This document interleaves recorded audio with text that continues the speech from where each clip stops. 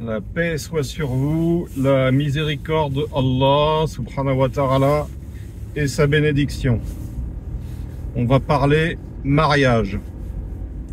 Il y a deux types de mariage. Il y a le mariage d'ego, c'est-à-dire quand on se marie pour soi, pour son intérêt personnel, pour sa pomme.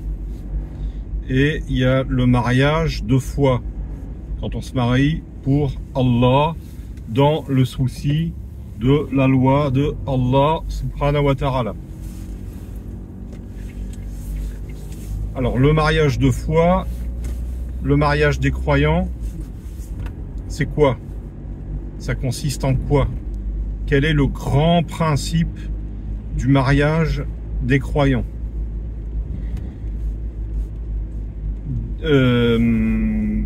Quand deux croyants se marient ensemble,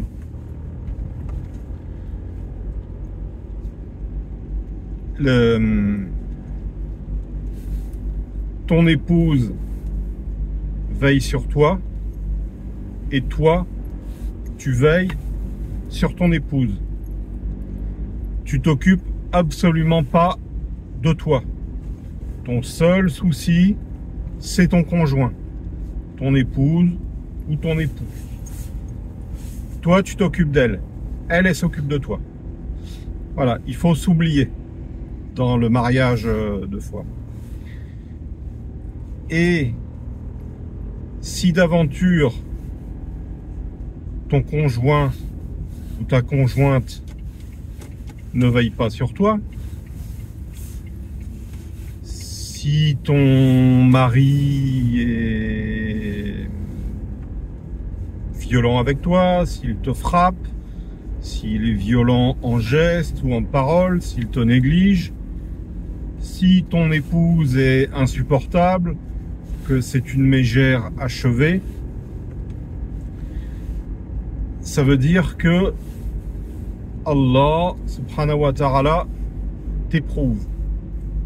Et Allah éprouve le plus ceux qu'il aime.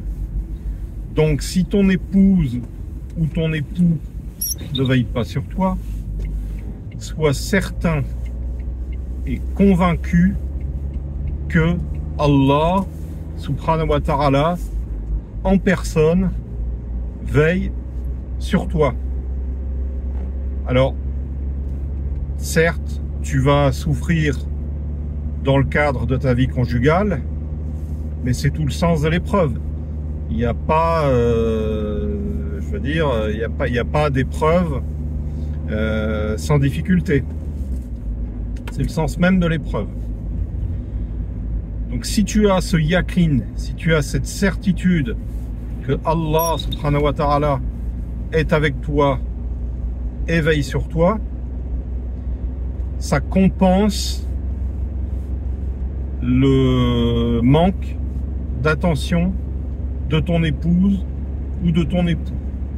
Donc dans ce cas, tu patientes. Tu patientes. C'est le but et le sens de l'épreuve. Patienter, la patience, sabre. Ça peut durer toute ta vie. Mais une vie matérielle, c'est rien. C'est même pas un clin d'œil par rapport à la vie de l'au-delà, à la vie de l'esprit, qui est éternelle. Donc tu patientes dans le cadre de cette vie matérielle et tu patientes le temps qu'il faut. Donc si ça doit prendre 1 an, ça prend 1 an. Si ça doit prendre 10 ans, ça prend 10 ans. Si ça doit durer jusqu'à ta mort matérielle, eh bien ça dure jusqu'à ta mort matérielle.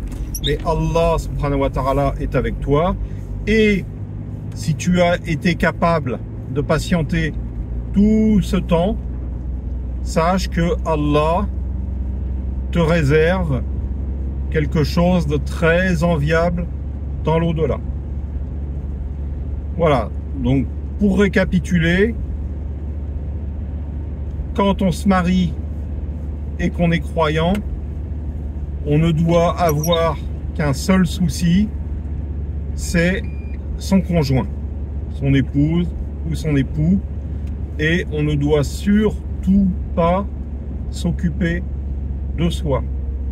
Soit Allah va s'occuper de toi par ton conjoint interposé, donc il va veiller sur toi en se servant de ton conjoint, soit il va directement veiller sur toi.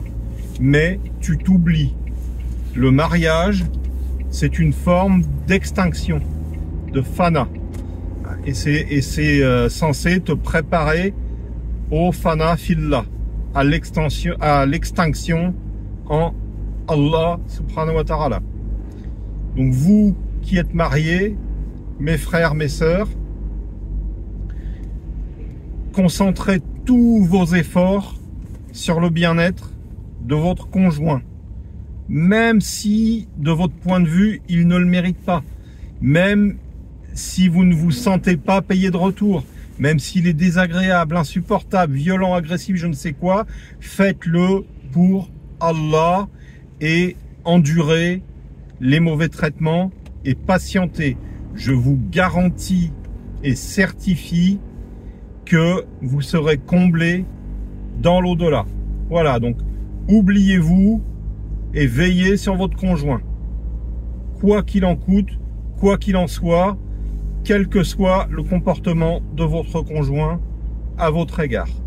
Ça, c'est le mariage du croyant, c'est le mariage pour Allah. Et ça, c'est même pas de la tradition islamique. Ça relève de la tradition primordiale, de la tradition élargie. C'est la loi d'Allah, la loi universelle qui s'applique à toutes les traditions, à toutes les religions. Donc, tous les croyants, qu'ils soient juifs, qu'ils soient chrétiens, doivent s'en tenir à cette règle. Hein, c'est du même ordre que tu ne voleras point, tu ne tueras point, tu ne mentiras point, etc., etc. Ça n'est pas limité et exclusif à la tradition islamique au sens étriqué du terme. Hein, c'est de la tradition primordiale, c'est de la loi universelle, de la loi divine universelle, et ça s'applique à tous les croyants. Barakallahu fikum wa jazakumullahu khayran. Subhana rabbika rabbil izzati amma yasifun wa salamun ala al-mursalin walhamdulillahi rabbil alamin. Assalamu alaykum wa rahmatullahi ta'ala wa barakatuh. Donc cette règle s'applique tout particulièrement en ce mois de Ramadan. Messieurs, ne laissez pas vos épouses passer des heures dans la cuisine. Hein. Dites-leur gentiment que on se contentera d'un thé, d'une soupe et de 2 ou 3 biscottes. Et puis associez-la à vos actes d'adoration, à vos prières. Incitez-la plutôt à se tourner vers Allah, à se rapprocher de Allah et libérez-la des tâches ménagères. Mais faites-le gentiment et en douceur, parce que la plupart des femmes musulmanes ont été éduquées dans cette tradition et d'emblée, elles vont pas spécialement comprendre. Elles ont été éduquées comme ça, voilà. Mais avec douceur et avec gentillesse, vous leur faites comprendre que le mois de Ramadan, il ne doit pas être, ça doit pas se passer dans la cuisine. Hein, c'est en adoration pour Allah. Hein. Et même si elle passe tout son temps à la cuisine, innamal a'malu binniyati, les actions ne valent que par les intentions. Donc dans tous les cas, si elle le fait avec une bonne niya, avec une bonne intention, elle en tirera tout le profit. Barakallahu fikum, wassalamu alaykum wa rahmatullahi ta'ala wa barakatuh.